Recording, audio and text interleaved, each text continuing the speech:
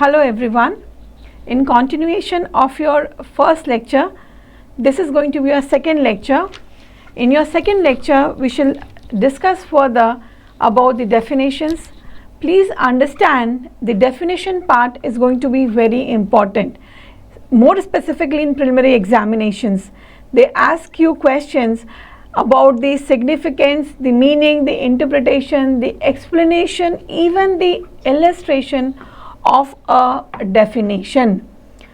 So as to understand the basic provisions of penal law, that is Indian Penal Code, which is a substantive law, let us continue further with the definition part. Let us start. Today we will start with section 21 as to who is a public servant. It has been very well elaborated in our chapter 2 about who is a public servant. You have as many explanations about it. You have illustrations herein. You have specification as to who all fall under the category of a public servant. So to start further, section 21 defines as to who is a public servant or who shall fall under the definition of a public servant in consonance or in relevance with Indian Penal Code. As said by me earlier, these definitions are very important for you, more specifically for your preliminary examinations in judiciary. You will get questions. All of us know most of our states hold exams, preliminary exams which are objective basis. You have to be very specific as to, so for example, you may get a question as to who among the following fall under the category of a public servant. The first part is a commissioned officer of a military, a non-commissioned officer, a junior commissioned officer, any serving personnel. So you have to be very clear. You need to understand the very basis, the very interpretation of this definition chapter. It says the first part has been omitted, it's been repealed. Second part says every commissioned officer. A commissioned officer of military, we have Army, Air Force, Navy.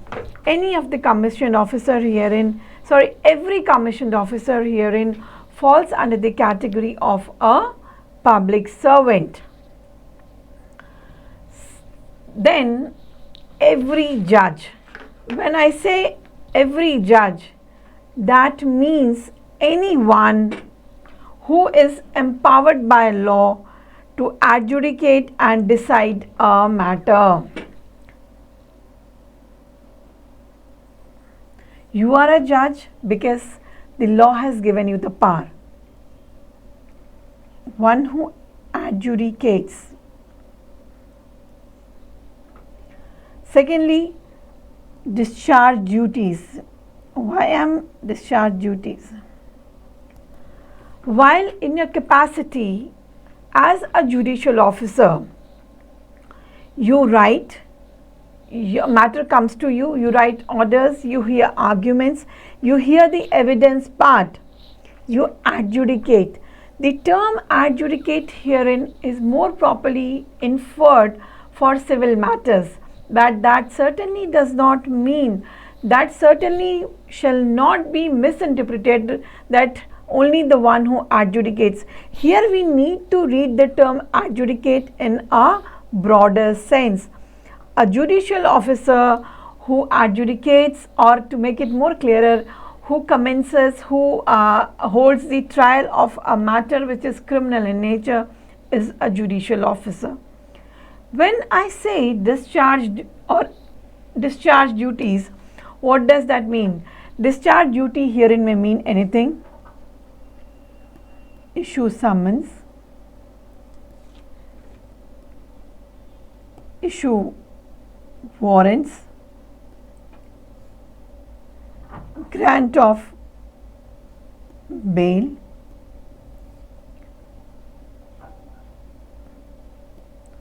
holding trial. When I say holding trial, what does that mean? That means once Once in civil matter,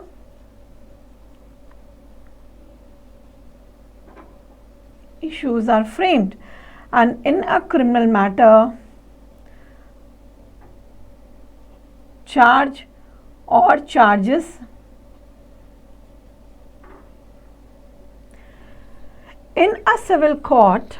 When issues are framed, the trial commences. In a criminal matter, when charges are framed, then the trial commences. When I say trial commences, or when to infer with the term discharge duties herein, it means that you issue summons, you call for the evidence of the parties come before you and testify their witnesses. Both the parties, when it's a civil case, it is the plaintiff and the defendant. When it is a criminal case, it is the prosecution, plaintiff and defendant. In a criminal case, it's prosecution and defense.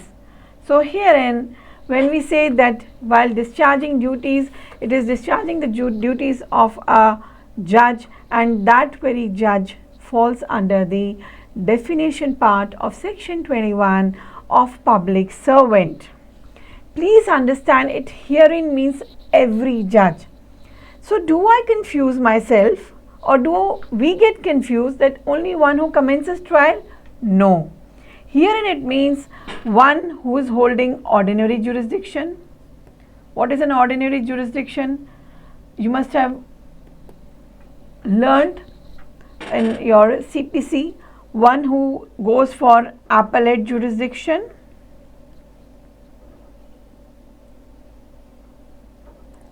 revisional jurisdiction, review, or even under section 89 of CPC. One important thing besides that, it says writ jurisdiction as well. So discharge of duties, please understand, dear students, upcoming judicial officers, that every judicial officer who under the law decides, hears, perform duties or discharge duties is a very wide term. He or she shall fall under the definition of being a public servant. Now let us move a step further. Next to it, who else? Fourth says, every court of justice, including liquidator, receiver, commissioner. Here it is very essential to explain further. First,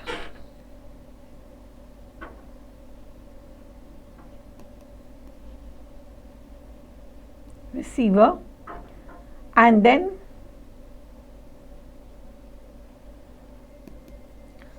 first is who is a liquidator. Liquidator, the definition of a liquidator falls under the Companies Act. The company, when there is a winding of a company, there is an official liquidator appointed by the court to wind up the affairs of company, more specifically defined under the Companies Act 2013. That liquidator who has been appointed by the court while discharge of duties, or you may say he is by the officer of a court, that liquidator shall fall under the definition of a public servant. So who is a liquidator? A liquidator is an officer appointed by the court. More properly, liquidator is defined under the Companies Act. What is the definition here? I will not go into that depth. He or she who is a liquidator appointed, duly appointed by the court, shall fall under the definition, the purview of being a public servant as per the chapter 2, the definition part, that is section 21 herein. Who is a receiver? Now there is something very interesting about being a receiver. Receiver is termed as hands of the court.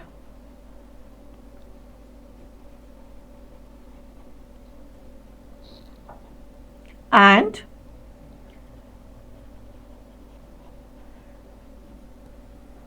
commissioner as eyes of the court. This is really beautiful.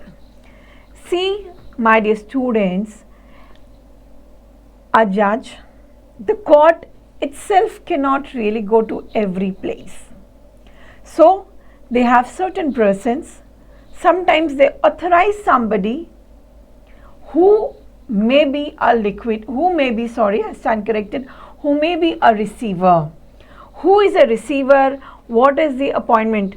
I am just confining myself that section 84 of Companies Act 2013 speaks about appointment of a receiver. All right. Receiver herein means hands of the court. Section 60, this is one definition. In addition to it, we have further statutes with it is section 69 of Transfer of Property Act 1882 again defines a receiver herein, and the beautiful part herein is section 40 of CPC.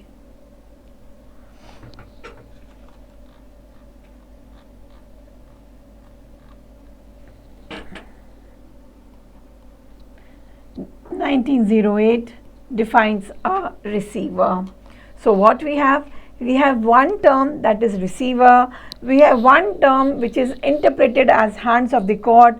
It is said to be hands of the court because it is of a major support to the court in deciding or executing certain duties or orders of the court. They are decided by three different statutes. Look at the beauty of the legislators.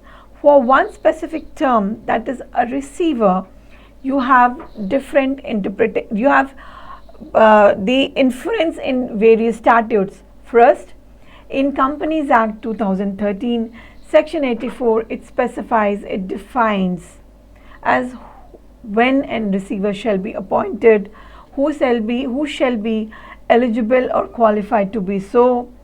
Section 69A of the Transfer of Property Act 1882 again speaks of appointment of a receiver, and then in addition to it, it makes extremely beautiful that we have civil procedural code with us. 1908 section 40 of the said act define as to who shall be a receiver and speaks about the appointment of a receiver.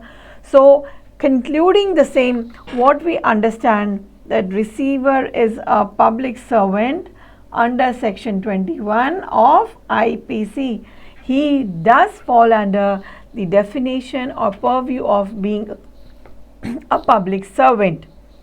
Now, who is a commissioner? Before being into as to who is a commissioner, let me make something very interesting example with you. When I was a budding lawyer of maybe 4 or 5 months, I was there in a court. The Honorable Judicial Officer asked me, "Yes, young girl, stand up. What is your good name?" Certainly I had confidence. I said, "Madhusaini." "Do you want to be LC?" I really didn't knew what is LC, and that LC meant a local commissioner. Some of the lawyers, gentlemen lawyers sitting adjacent to me, "बेटा हाँ बोलो, और आपको हैरानी होगी, वो कहते हैं बेटा सीखने को मिलेगा and you will be paid a very respectable, decent amount also." मैंने कहा, "Yes sir, I'll be a local commissioner." डरोगे तो नहीं, चली तो जाओगे? फिर मुझे आजू बाजू के वकील साहब बोलते हैं, "बेटा हाँ बोलो, वहाँ पुलिस भी होती है, सब होता है."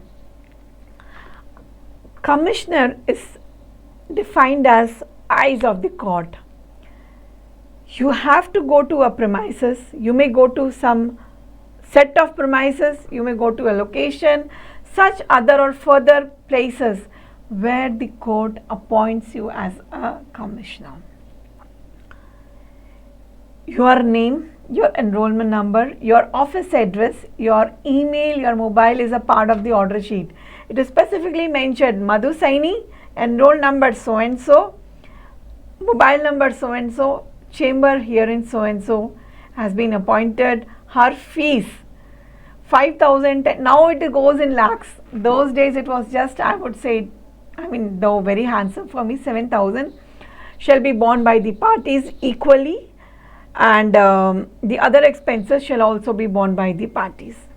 I went over there, I saw the premises, there was a video recording, there was photography, and I have to write a rough report, means anybody, and that rough report is also the part of judicial record.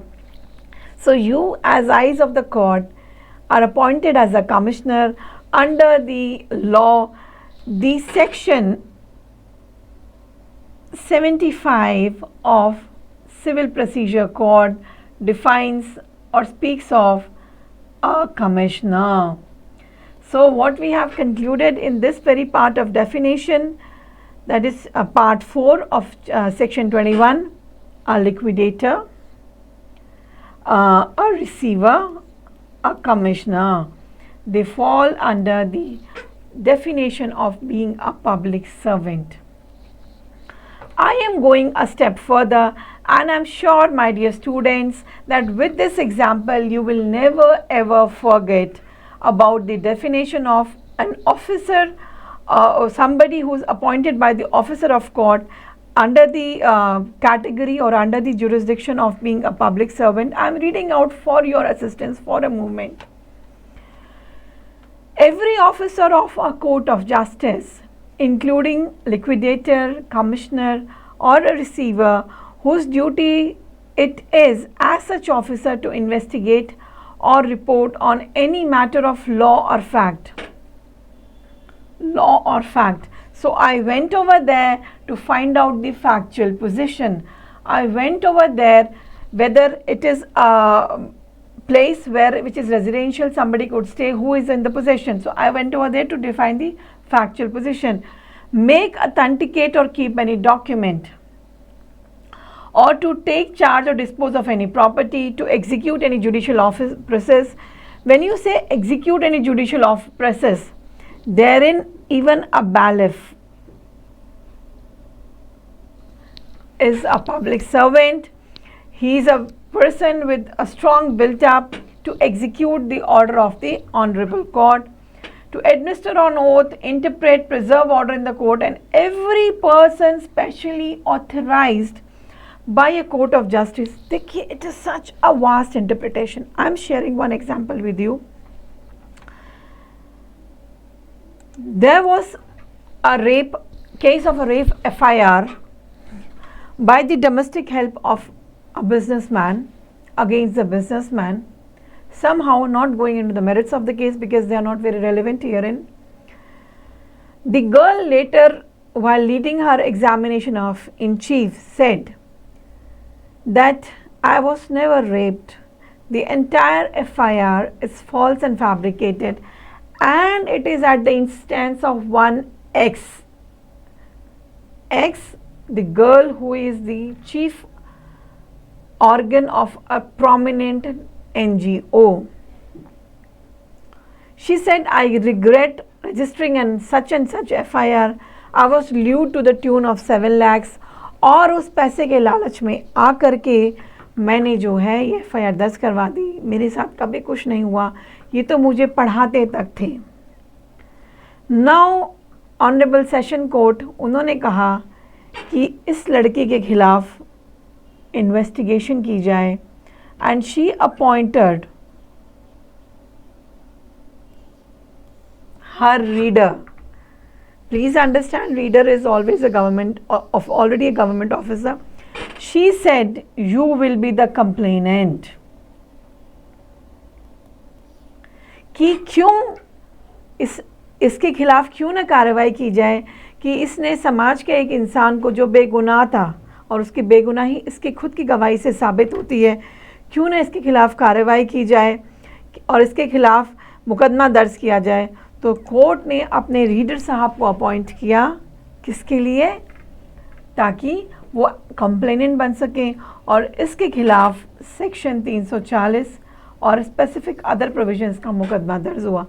मैं आपसे ये example इसलिए share कर रही हूँ कि reader साहब already public servant हैं, बट उनका ये act of being a complainant जो जज साहब के ऑर्डर शीट से निकला है, to take action against the girl who was a prosecutrix, make that reader in his capacity to be as a public complainant कि वो पब्लिक सर्वेंट की कैटेगरी में फॉल करते हैं। Am I clear herein? सो इससे अब हम ये समझते हैं कि कोई भी जो कोर्ट ऑफिसर जिन्हें कोर्ट अपॉइंट करता है, लिक्विडेटर, रिसीवर, कमिश्नर, बैलिफ, जो एग्जामिन ऑन ओथ करवाते हैं डॉक्यूमेंट्स को, जो डॉक्यूमेंट्स को ऑथेंटिकेट करते हैं कि हाँ ये सही है। It may be furtherance of it also, it may be experts also, but we are not going into that depth. वो सब के सब सेक्शन 21 की भाषा पब्लिक सर्वेंट के अंदर आते हैं, राइट? अब हम थोड़ा सा आगे चलते हैं। फर्दर इंटरप्रिटेशन कहता है एवरी जूरी मैन, एसेसर और मेंबर ऑफ पंचायत असिस्टिंग। देखिए, जो मेंबर ऑफ जूरी हैं, जो असेसमेंट करते हैं डेटा का, बजट्स का और कंडक्ट का, मेंबर ऑफ पंचायत जो कोर्ट को असिस्ट करते हैं अपने जुडिशियल फंक्शन को परफॉर्म करने के लिए, अपनी जुडिशियल कैपेसिटी में एक्ट करने के लिए, वो सब के सब जो हैं सेक्शन 21 की भाषा पब्लिक सर्वेंट के तहत आते हैं। नाउ एक बहुत इम्पॉर्टेंट जो इसका 6th इन्फ्रेंस है, arbitrator. Every arbitrator or other person whom any cause or matter has been referred for definition or report of by any court of justice by competent public authority। मैं आपको यहाँ arbitrator तक लेके चलती हूँ। Arbitrator को define किया गया है arbitration and conciliation act. I am going to the fresh page please.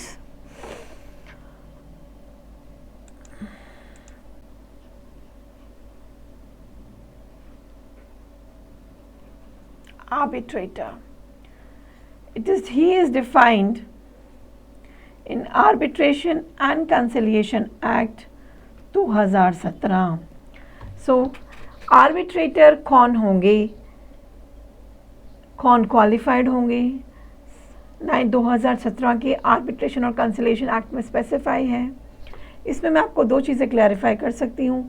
Arbitrator कई बार आर्बिट्रेशन एग्रीमेंट में उनका नाम का जिक्र होता है, कई बार जब पार्टीज डिसाइड नहीं कर पाती कि आर्बिट्रेटर कौन होगा, तो ऑनरेबल हाई कोर्ट को पावर है, वो किसी को भी एज एन आर्बिट्रेटर अपॉइंट कर सकती हैं।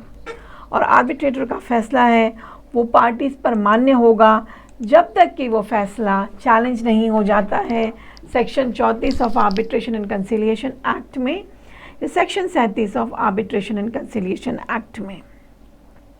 इन फर्दरेंस हम जाते हैं या किसी को भी जो मैटर रेफर किया जाता है, reference here in what?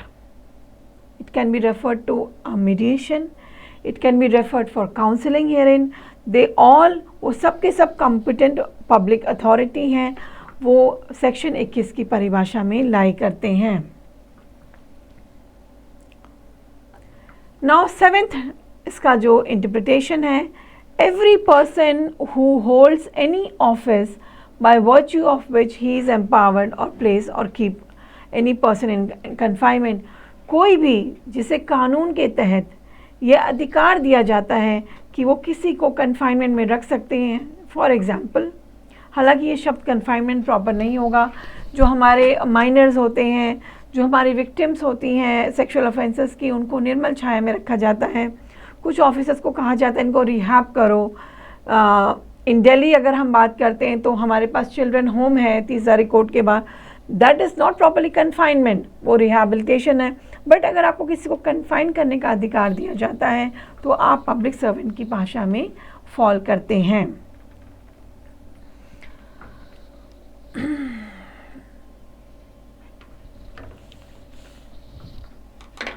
Section 7 थोड़ा सा इंटरेस्टिंग होने के अलावा थोड़ा सा इंटरप्रिटेशन भी मांगता है। सेक्शन 7 कहता है every officer of the government जिसकी ड्यूटी है गुनाह होने से बचाना, गुनाह की खबर देना, गुनहगारों को सज़ा और समाज को इंसाफ दिलाना और पब्लिक हेल्थ या पब्लिक की सेफ्टी का ध्यान रखना, पब्लिक की सहूलत का ध्यान रखना, वो सब पब्लिक सर्वेंट में आते हैं। हम छोटे से कुछ एग्जाम्पल डिस्कस करते हैं, उसके बाद आप यकीन कीजिए आप कभी भी इसको नहीं भूलेंगे। SHO और एनी पुलिस ऑफिसर वो पब्लिक सर्वेंट के दायरे में आते हैं। SHO की ड्यूटी होती है कि उसके एरिया में, उसके इलाके में कोई गुनाह ना हो, अगर गुनाह हो जाए तो उसके ऊपर तुरंत कार्रवाई की जाए, गुनाहगार को उठा लिया जाए। जेलर की ड्यूटी होती है कि जो जेल में हैं उनका प्रॉपर ध्यान रखा जाए, उनको कोई तकलीफ़ ना हो, उनको प्रॉपर मेडिकल केयर दी जाए। इसी प्रकार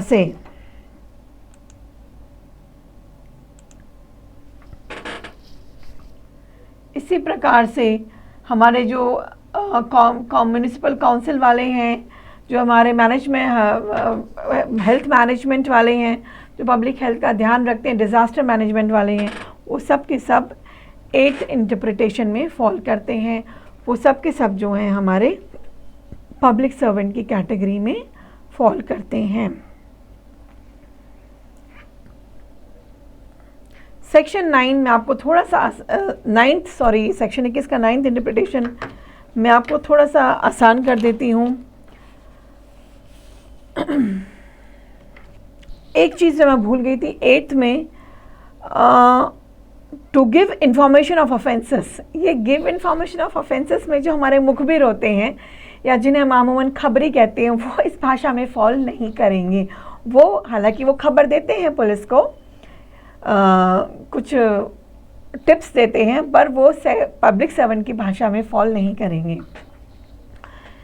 सेक्शन 9 में अगर हम जाते हैं, जो रेवेन्यू रिकॉर्ड रखते हैं, जो उस प्रोसेस को एग्जीक्यूट करते हैं, रेवेन्यू प्रोसेस को, और जो देखते हैं सरकार को प्रॉपर रेवेन्यू आ रहा है। फॉर एग्जांपल, बहुत ही आसान बनाते हुए, हमारे पटवारीज जो होते हैं, they take care of the entire revenue record जो उनके एरिया का फॉल करता है। पटवारी साहब के पास प्रॉपर एक टीम होती है जो रेवेन्यू, अब तो मेरा ये मानना है, आई मे बी रॉन्ग, कि हर स्टेट में शायद ऑनलाइन रिकॉर्डिंग का सर्विसेज आ गया, but it was not always so. आज भी मैं हरियाणा के कुछ डिस्ट्रिक्ट्स में देखती हूँ कि सब बही खाते में लिखा जाता है। रेवेन्यू आ रहा है सरकार को प्रॉपरली, ये रेवेन्यू अथॉरिटीज़ देखती हैं, हमारे प्रॉपरली एग्जीक्यूशन हो रहा है उन ऑर्डर्स का, ये ऑफिसर्स देखते हैं। We have other officers who are appointed by the court for this very purpose. वो सेक्शन 9 की, जैसे हमारे SDMs हैं, ये सब जो है ये सेक्शन 9 की भाषा में फॉल करते हैं। सेक्शन 10 कहता है एवरी ऑफिसर जो टेक, रिसीव,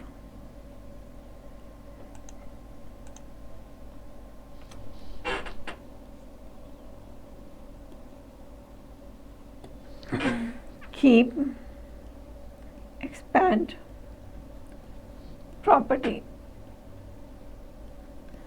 वो कहते हैं, या सर्वे करते हैं, स्टैंड करेक्टेड, वो सब के सब जो हैं इस भाषा में फॉल करते हैं। सेक्शन 10 के एक्सप्लेनेशन में जो डॉक्यूमेंट्स रखते हैं एक शहर के, एक गांव के, एक डिस्ट्रिक्ट के एरियाज़ को, राइट्स को डिफ़ाइन करते हैं कि आपका इसमें यहाँ अधिकार है, वो सब के सब जो है प्रॉपर्टी का, जब हमारे यहाँ सरकार लाल डोरे में लाती है या प्रॉपर्टी का जो दोबारा से एक्वायरिंग होता है, प्रॉपर्टी का डिमार्केशन होता है, they are all those officials, वो सब के सब पब्लिक सर्वेंट की कैटेगरी में section 21 chapter 2 Indian penal code 1860 में फॉल करते हैं। Section 11 speaks about election. When I say that, इसका मतलब ये है कि हर वो इंसान, पर्सन, ही और शी, जो कि इलेक्शन रिकॉर्ड इलेक्टोरल रोल को प्रिपेयर करता है, पब्लिश करता है, रिवाइज करता है। प्लीज़ अंडरस्टैंड, देखिए आप इंटरप्रिटेशन देखिए, हमारे लेजिस्लेटर्स का प्रिपेयर करता है,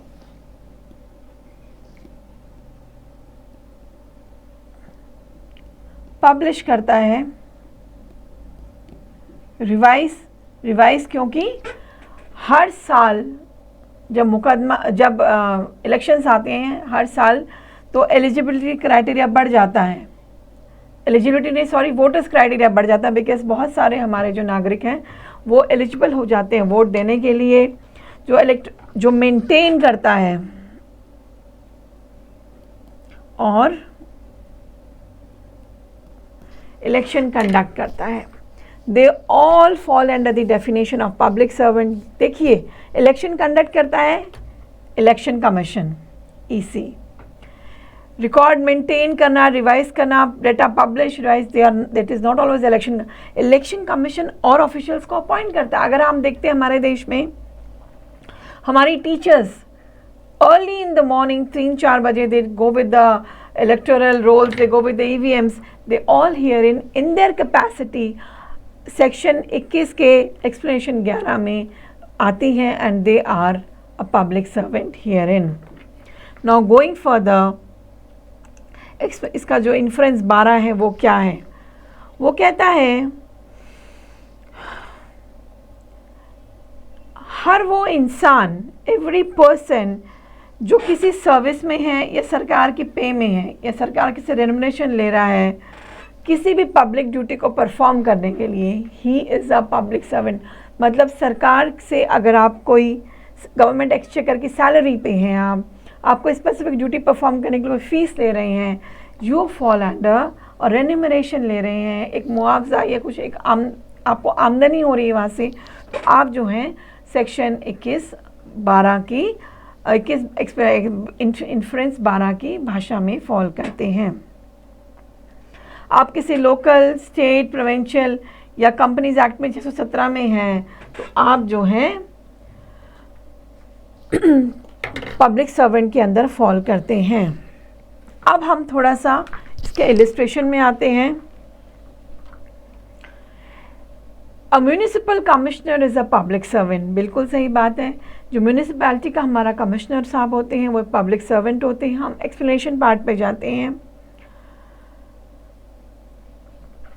पर्सन्स अपॉइंटेड अबव, मैंने आपसे कहा था they are all public servants whether appointed by government or not. अब you may have an doubt, government or not. As I told you, I in my capacity as a lawyer was a local commissioner. For my that very specific role of being a receiver or a commissioner, I was a public servant. Only for that, I was not appointed by the government. I was appointed by the court of competent jurisdiction.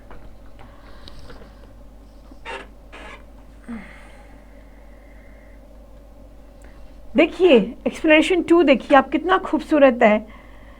Wherever the words public servant occur, they shall be understood by every person who is in possession of situation of being a public servant.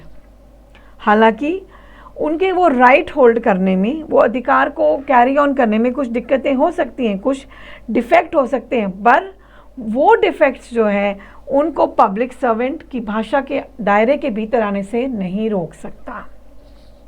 उन defects के एवज में अलग कार्रवाइयाँ हो सकती हैं, उनको सही किया जा सकता है, पर फिर भी वो पब्लिक सर्वेंट की कैटेगरी में आते हैं। इलेक्शन जो है हमारा इन्फ्रेंस सेक्शन 21 के 11th पार्ट से आता है। इलेक्शन डिनोट्स इलेक्शन पर्पस, चाहे वो मेंबर्स लेजिस्लेटिव असेंबली के हों, देखिए, चाहे वो म्यूनिसिपल कॉरपोरेशन के हों या किसी भी पब्लिक अथॉरिटी के हों, किसी भी तरह के हों, सिलेक्शन हो, ये सब के सब इलेक्शन की भाषा में आएंगे। और जो हमने 11th पार्ट में पढ़ा है वो सब के सब जो ड्यूटीज़ परफॉर्म करते हैं, रिकॉर्ड, रिवाइज, पब्लिश, वो सब के सब पब्लिक सर्वेंट की भाषा के तहत आएंगे। तो अब तक हमने समझा सेक्शन 21 के वास्ट 12 इन्फ्रेंसेस इंटरप्रिटेशंस में कि पब्लिक सर्वेंट क्या होता है। देखिए यहाँ पे पब्लिक सर्वेंट का जो इन्फ्रेंस है वो इंडियन पिनल कोड की भाषा के तहत आता है। आप एक कोर्ट में पेश हो रहे हैं, आपको मालूम होना चाहिए व्हेन यू प्लीड कि मैं पब्लिक सर्वेंट हूँ, तो कोर्ट कहेगा आप नहीं है, तो आपको इस भाषा का इंटरप्रिटेशन, एक्सप्लेनेशन पार्ट मालूम होना चाहिए। मैं आपसे रिपीट कर रही हूँ कि there is most probably almost every occasion में इसके अंदर से एक या दो क्वेश्चन ज़रूर आता है ऑब्जेक्टिव पार्ट में कि क्या कौन पब्लिक सर्वेंट में फॉलो करता है, कौन इंटरप्रिटेशन 12 के इसमें फॉलो करता है। तो आपको बहुत कैटेगरिकली क्लियर होना चाहिए as to who all are public servant under section 21। So here I believe this exhaustive section 21 is clear to you. अब हम यहाँ से थोड़ा सा डिपार्चर लेते हैं। So everyone, here we are going to discuss as to what is a movable property. एक movable property क्या होती है और इंडियन पिनल कोड के तहत मूवेबल प्रॉपर्टी का भाषा क्या होती है, उसको हम समझेंगे। देखिए आम भाषा में क्या होता है, कोई भी चीज़ जो हिल सकती है वो मूवेबल प्रॉपर्टी होती है। पर क्या ये भाषा पर्याप्त होगी? मेरे ख्याल से नहीं, और मेरे ख्याल से ही नहीं, कानून के तहत भी ये भाषा पर्याप्त नहीं है, उचित नहीं है। हमारा सेक्शन 22 इंडियन पिनल कोड 1860 बताता है मूवेबल प्रॉपर्टी क्या है। वो कहता है हर वो प्रॉपर्टी जो कॉर्पोरियल नेचर की है, कॉर्पोरियल नेचर की है, हर वो डिस्क्रिप्शन सिवाय उसके जो ज़मीन से जुड़ी हुई है या सिवाय ज़मीन, लैंड, वो सब मूवेबल प्रॉपर्टी। थोड़ा सा आसान करते हैं। Corporate property of every description हमें क्लियर है, it's all about the corporal aspect, वो मूवेबल प्रॉपर्टी है। एक्सेप्ट लैंड, अगर मुझे ज़मीन से रेवेन्यू आ रहा है, क्या वो मूवेबल प्रॉपर्टी है? नहीं, ना वो मूवेबल है, ना वो कॉर्पोरल की भाषा के तहत आती है। ज़मीन से जुड़ी हुई, for example building, for example पेड़,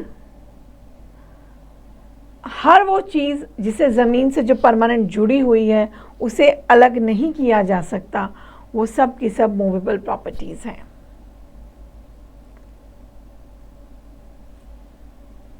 थेफ्ट वॉज कमिटेड, चोरी हुई। किस चीज़ की चोरी हुई? पैसा लिया गया, लैपटॉप ले जाया गया, बेशकीमती बिजली का सामान ले जाया गया, जेवर ले जाए गए। वो सब क्या है? वो सब के सब जो हैं वो मूवेबल प्रॉपर्टी की भाषा के तहत आते हैं। And I am so sorry, but in A lighter side, चोरी तो अक्सर मूवेबल प्रॉपर्टी की ही होती है। इमूवेबल प्रॉपर्टीज़ के तो शायद फैब्रिकेशंस होते हैं, फॉर्जरीज होती हैं, मिसरिप्रेजेंटेशंस होते हैं, but I am making it clear what is a movable property. हर वो चीज़ जो कॉर्पोरल है, जो ज़मीन से जुड़ी हुई नहीं है और जो ज़मीन नहीं है, वो सब की सब मूवेबल प्रॉपर्टी की भाषा में आती हैं। Attach to the earth herein means मीन्स जैसे कि बिल्डिंग, पेड़, भारी भरकम कुछ ऐसे इमारतें, ऐसी कुछ चीज़ें जो अलग नहीं हो सकती, जो इमारत नहीं है, वो सब की सब मूवेबल प्रॉपर्टी। हमारी फेंसिंग्स, ये सब मूवेबल प्रॉपर्टी के दायरे में नहीं आती। अब एक बहुत ही इम्पॉर्टेंट प्रोविज़न है, उस पर मैं आपसे थोड़ा सा डिस्कस करूँगी।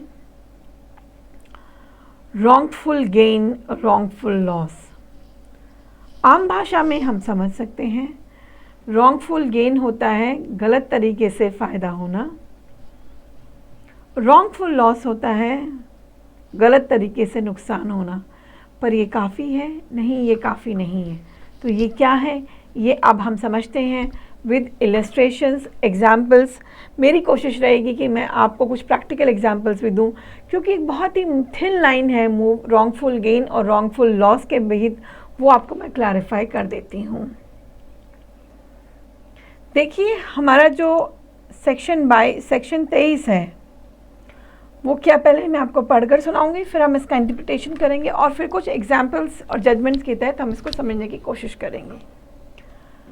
wrongful gain is a gain, वो लाभ है, by unlawful means of property to which the person gaining is not legally entitled, यानी कि गलत तरीके से पाया गया लाभ, जिस लाभ के आप कानूनन रूप से अधिकारी नहीं हैं, वो एक गलत तरीके से आया हुआ लाभ है या फिर वो wrongful gain है। हम क्या समझते हैं? First, there is a gain. Second, unlawful means not legally entitled.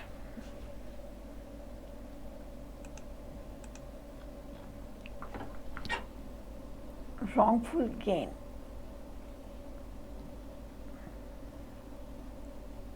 Gain, unlawful,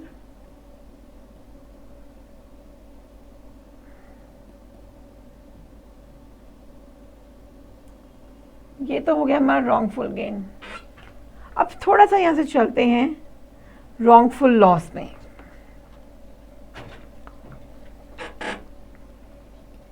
देखिए रॉन्गफुल लॉस क्या है। Loss by unlawful means of a property to which person is legally entitled.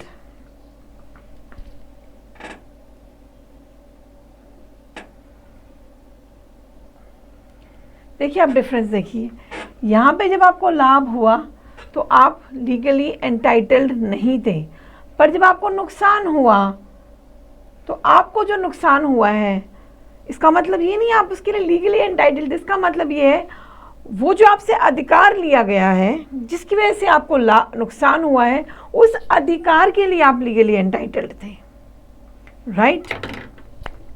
Now I make it further clear. The clearance herein means, first, there is a loss and there is a gain. Second, it is by unlawfuls, it is also by unlawful means. But for wrongful gain, you are not entitled for that gain.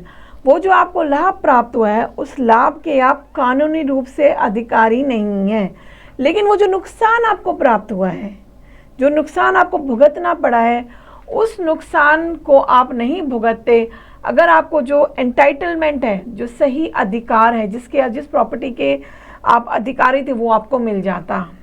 So here in legally entitle का मतलब ये नहीं है wrongful loss में कि आप उस wrongful loss के लिए लीगली एंटाइटल्ड थे, right? So now we have a case. I am going to the case herein. I am writing the case. The case herein is of a Supreme Court case. K.N. Mema versus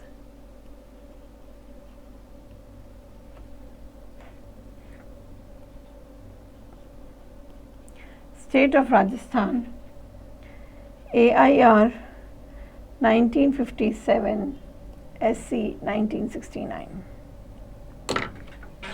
A very interesting case. In this case, the facts of the case are that there was this officer in Indian Academy, Air Force Academy of Jodhpur. Certainly, he was a pilot therein into fighter services. What exactly happened? That he, without the permission of the authority, without any assignment, took the aeroplane, I mean it is usually parked in the hangar, and start flying. To the lack of his knowledge, वो जाकर पहुंच गए पाकिस्तान. पाकिस्तान वालों ने उन्हें कहा जाहिर सी बात है, आप किसी और देश की सरहद में पहुंचते हैं, आप लैंड कीजिए। उन्होंने लैंड किया, हमारे देश की सरकार को बताया गया, सरकार ने उनको वापस बुला लिया गया किसी समझौते के तहत, और उनसे पूछा गया कि आप किस अधिकार के तहत ये जहाज़ उड़ा कर ले गए थे। देखिए, इससे बेहतर कोई उदाहरण नहीं हो सकता। आप सरकारी मुलाजिम हैं, आप एक कमीशन्ड ऑफिसर हैं एयरफोर्स के, आप एयरफोर्स एकेडमी जोधपुर में सीख रही हैं, पोस्टेड हैं, लेकिन बिना किसी इजाज़त की वो जहाज़ ले जाते हैं। तो सुप्रीम कोर्ट कहता है कि इनके इस एक्ट से रॉन्गफुल लॉस हो गया। इन्होंने अपने रॉन्गफुल गेन के लिए, इनका उड़ाने का मन कर रहा था, इन्होंने सरकार को, इंडियन एयरफोर्स को रॉन्गफुल लॉस किया। इसीलिए ये जो है सेक्शन 23 की परिभाषा रॉन्गफुल लॉस और रॉन्गफुल गेन में फॉल करते हैं। अब आप समझिए रॉन्गफुल लॉस क्या हुआ। एक लॉस हुआ, किसी गलत काम की वजह से हुआ। गलत काम क्या था? आप अफसर हैं, आप जहाज उड़ा सकते हैं, पर क्या आप कभी भी जहाज उड़ा सकते हैं? नहीं। अनलॉफुली आप जहाज को लेकर गए, आप दूसरी सरहद में पहुंच गए, और हमारे देश की सरकार को, जो मुझे लगता है कुछ अग्रीमेंट्स करने पड़े होंगे, कुछ बातचीत करनी पड़ी होगी, और कहीं ना कहीं क्षति पहुंचती है आपकी इमेज को भी। तो हमारे देश को, हमारे एयरफोर्स को उनके इस एक्ट कि मेरा मन किया मैं उड़ा के ले गया की वजह से ये रॉन्गफुल लॉस हुआ, जो उन्हें नहीं होना चाहिए था। क्या वो इस लॉस के अधिकारी थे? कि अगर हर मुलाजिम यूं ही जहाज उड़ाता रहेगा, सरकारी मुलाजिम, तब तो कभी भी हम लोग दुश्मन के हाथों आ सकते हैं, और हमारे जो देश की छवि है वो ख़राब होती है, वो अलग। सुप्रीम कोर्ट ने कहा कि इनके इस एक्ट से रॉन्गफुल गेन इन्हें कैसे हुआ, इनका मन के उड़ाना चाह रहे थे, हालांकि इन्हें लॉन्गर रन उन्हें भी नुकसान हुआ, उनके खिलाफ कार्रवाई हुई, बट उन्होंने कहा ये जो एक एक्ट है ये रॉन्गफुल गेन, रॉन्गफुल लॉस में आता है, और इन्हें इसे नहीं ले जाना चाहिए था, और इनका ये एक्ट जो है इस भाषा के अंदर फॉल करता है। There can be something else also. For example, आपको डीप फ्रीज़र दिए जाते हैं कि विदेश से फला फला प्लेयर्स आएंगे, और उनका जो ये प्रोटीन है ये आपको फ्रोज़न रखना पड़ेगा। कोई भी प्रोटीन का कोई मटेरियल है, ये प्योरली एक एग्जांपल आपके समझने के लिए, अन्यथा ये ख़राब हो जाएगा या ये डिटोरेट करने लगेगा। आपके पास कोई बहुत बड़ा बिजनेसमैन आता है, कहता है मेरे घर में बहुत बड़ा फंक्शन है, क्या तुम मुझे 4 घंटे के लिए सिर्फ 2 रेफ्रिजरेटर दे सकते हो? किसी को पता भी नहीं चलेगा, और तुम एक काम करना, थोड़ा टेम्परेचर बढ़ा दो ताकि वो ज़्यादा फ्रीज़ हो जाए, ताकि मैं जब तक वापस करने आऊँ आपको फ्रीज़र वो ख़राब भी नहीं होंगे। आपको भी लगता है कि वो तो ड्यूटी मैं कर ही रहा हूँ, और क्या हो जाएगा, कुछ पैसे भी आ जाएंगे और किसी का भला भी हो जाएगा। जब तक वो फ्रिज आता है, आपके जो वो कंजम्पशन वाले पदार्थ हैं वो थोड़े से ख़राब होने लग जाते हैं। उन पदार्थों को जो हमारे प्लेयर्स हैं वो नहीं ले पाते। तो यहाँ पर क्या है, रॉन्गफुल लॉस है। किसको रॉन्गफुल लॉस है? पहले बात देश की छवि को, क्योंकि बहुत देश विदेश से वहाँ पर प्लेयर्स आ रहे हैं उसको खाने के लिए। दूसरा, उस स्पेसिफिक डिपार्टमेंट की छवि को जिन्होंने आपको ये काम सौंपा है। एंड तीसरा, उन सभी प्लेयर्स को जिन्हें वो पदार्थ उनकी परिश्रम के तहत मिलना चाहिए था कंज्यूम करने के लिए, वो नहीं कर पाए। और रॉन्गफुल गेन किसको हुआ? सिर्फ आपको, क्योंकि आपको कुछ लालच आया, आपने उसके लिए आपको जब सरकार तनख्वाह दे रही है तो आप किसी और से उसी काम को गलत तरीके से करने के लिए पैसे कैसे ले सकते हैं? तो ये एक बेस्ट एग्जाम्पल है रॉन्गफुल गेन और रॉन्गफुल लॉस का। अब हम थोड़ा सा आगे चलते हैं सेक्शन 24 में। सेक्शन 24 बताता है कि डिसऑनेस्टली, देखिए एक चीज़ आप सबको समझनी पड़ेगी कि डिसऑनेस्टली पता है हमें सब क्या होता है. He dishonestly took away my notes, he dishonestly use my phone and send the message. But यहाँ पर हम उसे पढ़ रहे हैं IPC के इन्फ्रेंस के तहत. डिसऑनेस्टली क्या होता है? एक चीज़ आप समझिए कि जो सेक्शन 24 है हमारा,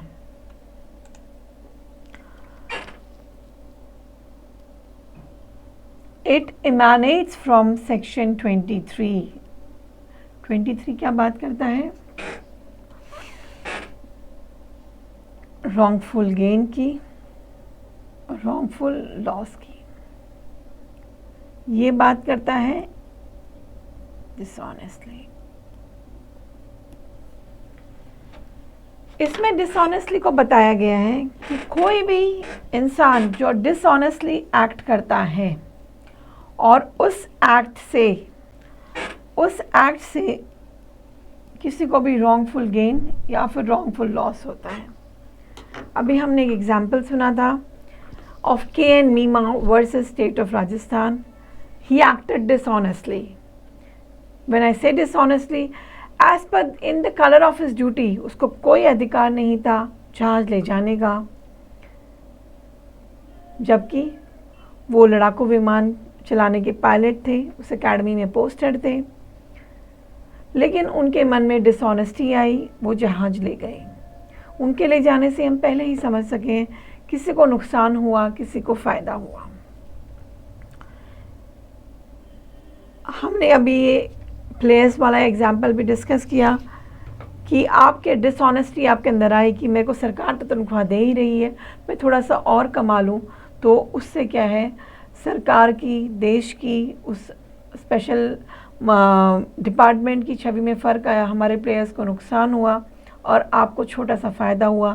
तो dishonestly basically is the very basis of section 24(3). आप डिसऑनेस्टली एक्ट करते हैं, उस एक्ट की वजह से रॉन्गफुल गेन और रॉन्गफुल लॉस होता है. Now I am going a step further. Step further का मतलब ये हो सकता है, हालांकि अब इस 24 से ही सेक्शन 25 निकलेगा जो कि डिफाइन करेगा फ्रॉडुलेंटली को.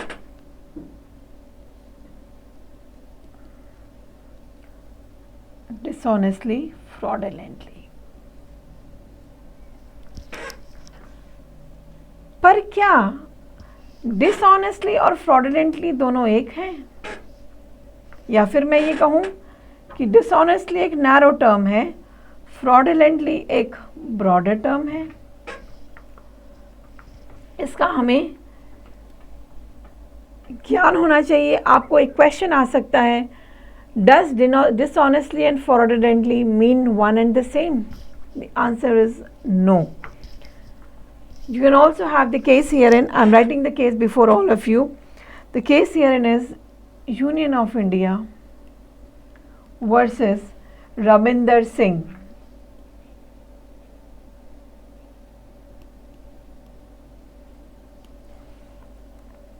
This comes from SCC 339 of 2011.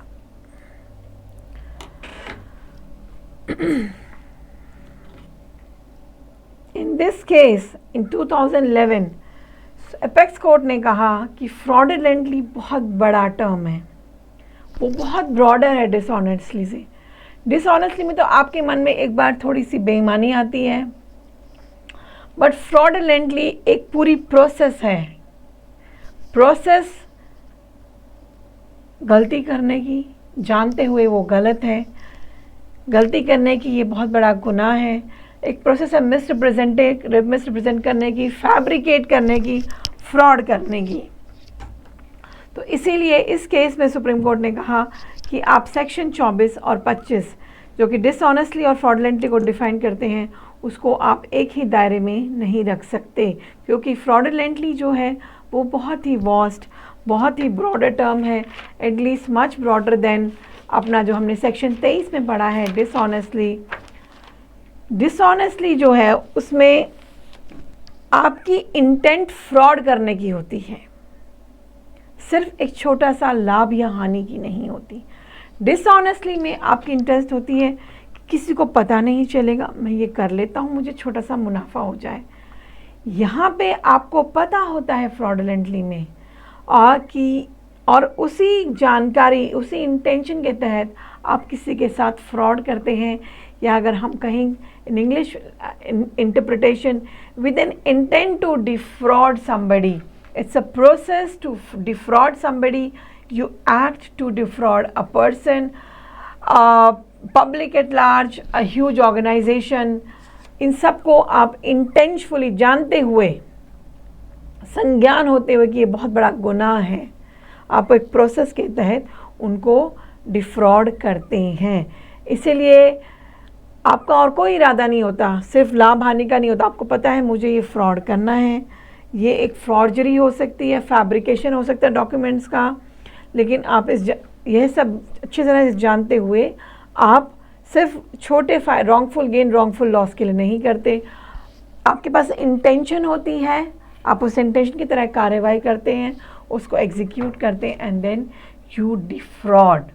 So this was held by honourable supreme court in 2011 that it is an intent to defraud. It is a wider term.